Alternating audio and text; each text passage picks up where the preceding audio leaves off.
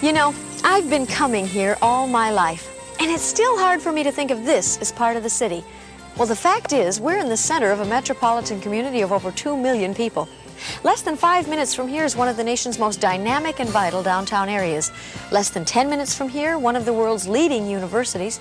And less than 20 minutes from here, one of the nation's busiest airports.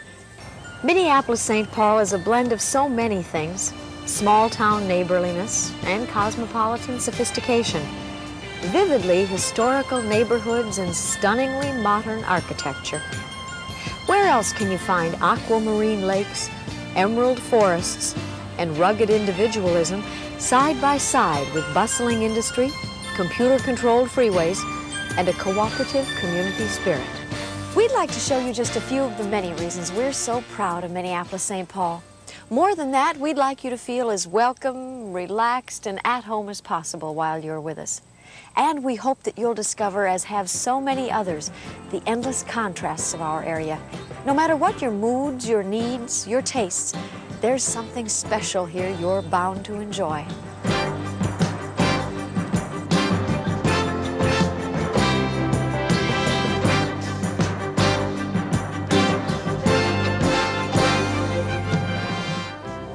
It's from this vantage point, 775 feet above downtown Minneapolis, that we'll begin our exploration of metropolitan Minneapolis and St. Paul. And nowhere expresses the exuberance of today's Minneapolis and St. Paul more than where I'm standing, the IDS Center, designed by world-renowned architect Philip Johnson and the home of Investors Diversified Services, one of our oldest financial service firms. Ready.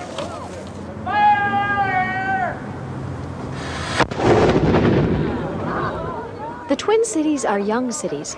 Only 5 generations have passed since Colonel Josiah Snelling built this fort.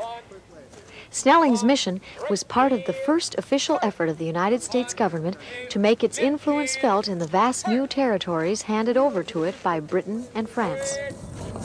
Situating themselves at the junction of the Mississippi and Minnesota rivers, Snelling and his men secured the surrounding prairie and forest lands for settlement.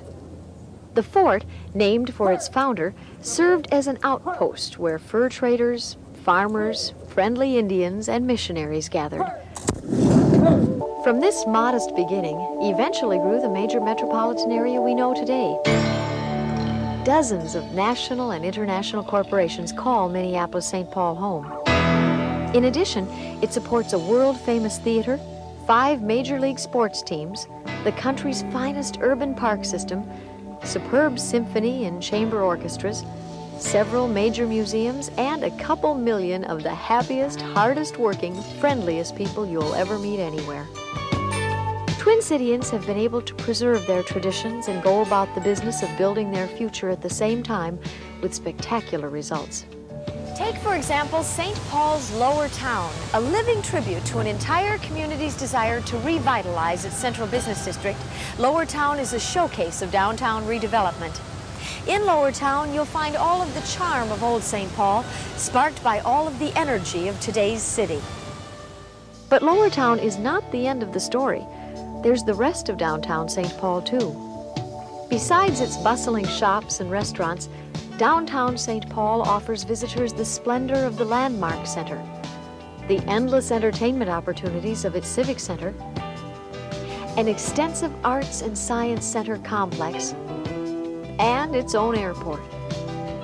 Just adjacent downtown on the west is famous Summit Avenue, whose first residents figured so prominently in the economic development of 19th and early 20th century America. North of downtown nestles the state capitol, along with the headquarters of most of Minnesota's government agencies. In just a moment, you'll have the chance to see even more of downtown St. Paul, courtesy of the people of St. Paul. Be sure to stay tuned to this channel. When we return, we'll resume our explorations, this time on the other side of the river in St. Paul's sister city, Minneapolis.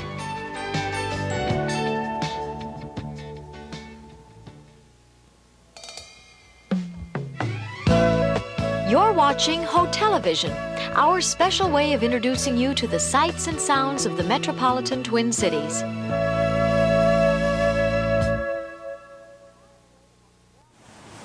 Far and away the most well-known feature of downtown Minneapolis is the Nicollet Mall, a pedestrian's paradise. Over a dozen blocks containing stores of every size and description, where you can visit a Federal Reserve Bank, a planetarium, or an acoustically perfect music hall, all on the same 15-minute walk.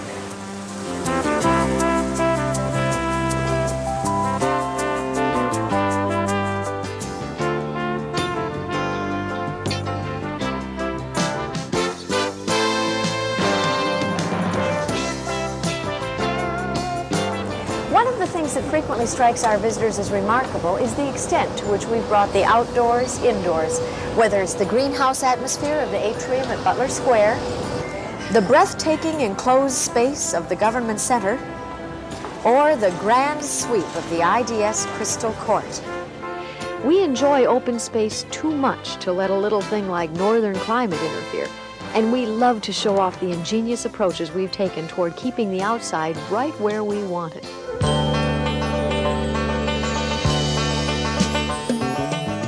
Minneapolis has its own example of a dramatically redeveloped business district in Old St. Anthony. This picturesque stretch of Main Street in northeast Minneapolis sits just across the river from downtown, overlooking the only waterfall anywhere along the entire Mississippi. Within easy walking distance from one another, you'll find a rustic riverbank park, a fabulously organized shopping complex, and some of the city's finest restaurants, all on the same riverfront. And all with the indefinable flavor of the original St. Anthony settlement. Robust, romantic, raw-boned, and beautiful. There's even more to downtown Minneapolis, as you're about to see in the presentations that follow. Be sure to stay tuned to this channel when we take a look at one of the Twin Cities' crowning cultural achievements.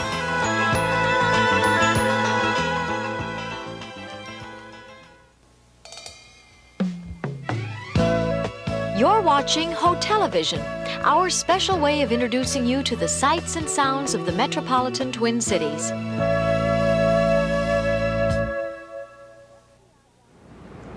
Just beyond downtown Minneapolis, at the edge of the historic Kenwood district, stands a monument to a dream. The dream? To provide a home for the visual and performing arts as sumptuous and respected as any on earth. The monument, this modern edifice, housing both the Walker Art Center and the Tyrone Guthrie Theater, two of the world's leading institutions of their kind.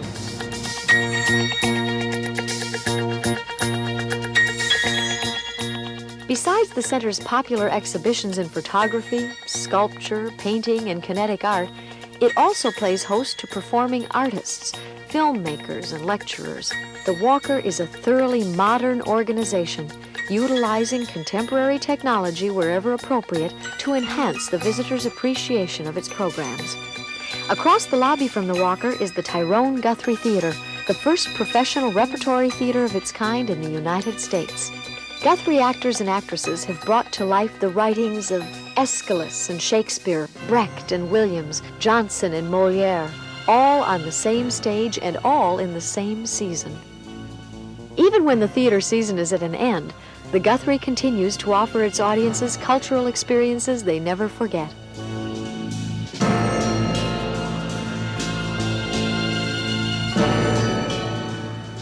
Not far from the Walker-Guthrie complex is the Minneapolis Institute of Art, the oldest and the largest art museum in Minnesota. Its campus-like setting includes the Minneapolis College of Art and Design, the Children's Theater, and the Institute proper. It's practically a world in itself. But there's more to Minneapolis-St. Paul than museums and theaters, much more. Hundreds of lakes, sylvan parks, and the river-straddling campus of the University of Minnesota typify the special combination of pristine green space and urban amenities that is Minneapolis-St. Paul. Neighborhoods are closely knit, and people here are comfortable sharing their concerns and working together actively to promote their community's well-being.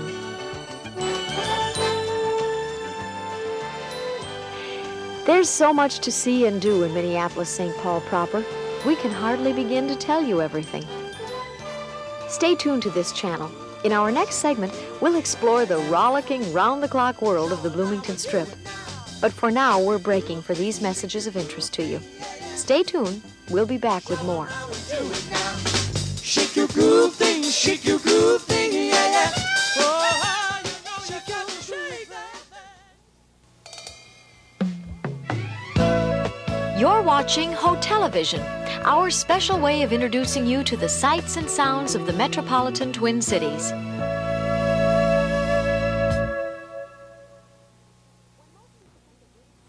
When most people think of Bloomington, Minnesota, the first word that comes to mind is sports. And it's understandable when you consider that Bloomington's Metropolitan Stadium is the home of the Minnesota Vikings, the Minnesota Kicks, and the Minnesota Twins.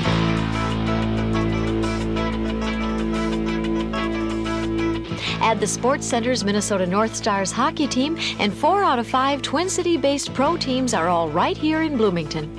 But there's a whole lot more to Bloomington and the other suburban Twin City communities which lie along the Strip, the area along Interstate 494 from the airport to Highway 100.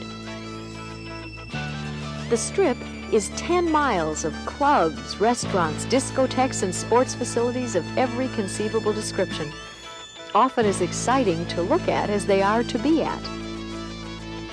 You're never more than a minute or two away from dining, dancing, and relaxation on the Strip. For an evening of sheer delight, explore the Strip. There's something exciting going on practically every night of the week, every week of the year. Stay tuned for a few words from some of the Strip's outstanding businesses, and in a few minutes, we'll resume our tour with a look at the Minnesota Zoological Garden.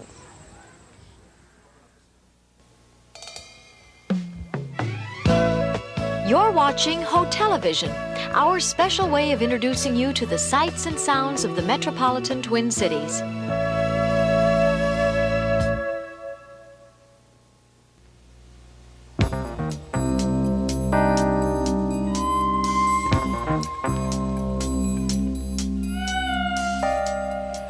The outlying Minneapolis and St. Paul area can offer you and your family experiences you'll treasure for the rest of your lives. I love this place. The Minnesota Zoological Garden. It has to be one of the nicest ways of getting acquainted with nature's wilderness creatures. Acres and acres of wild animal exhibits permit zoo residents freedom to roam, to graze, to live as much as possible like their brothers and sisters in the wild. This philosophy extends to many smaller creatures as well. Take the huge indoor tropical environment exhibit with free-flying birds, special night and aquatic sections, and its vast collection of tropical mammals and reptiles.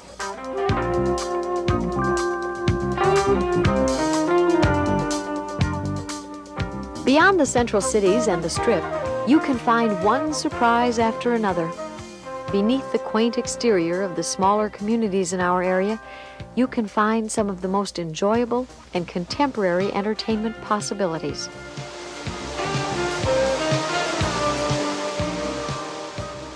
And it doesn't stop when the snow flies. In the metro area, there are cross-country ski trails, downhill ski resorts, ice skating rinks, sleigh rides, ice boating, snowmobile runs. Whatever calls for ice and snow in the world of outdoor recreation, we have plenty of it here in the wintertime. No matter what the season, we're sure you'll find the outlying area of the Twin Cities one full of surprises, pleasures, and good old-fashioned fun. And to give you a head start on where to go and what to see are some samples from local businesses. Stay tuned for the conclusion to our tour.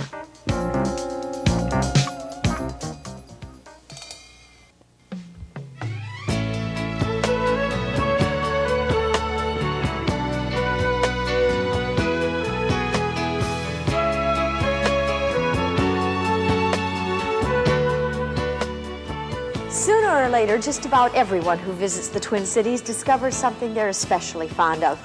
The people, the pace, the lakes, whatever it happens to be. The Como Park Conservatory is one of my favorite places.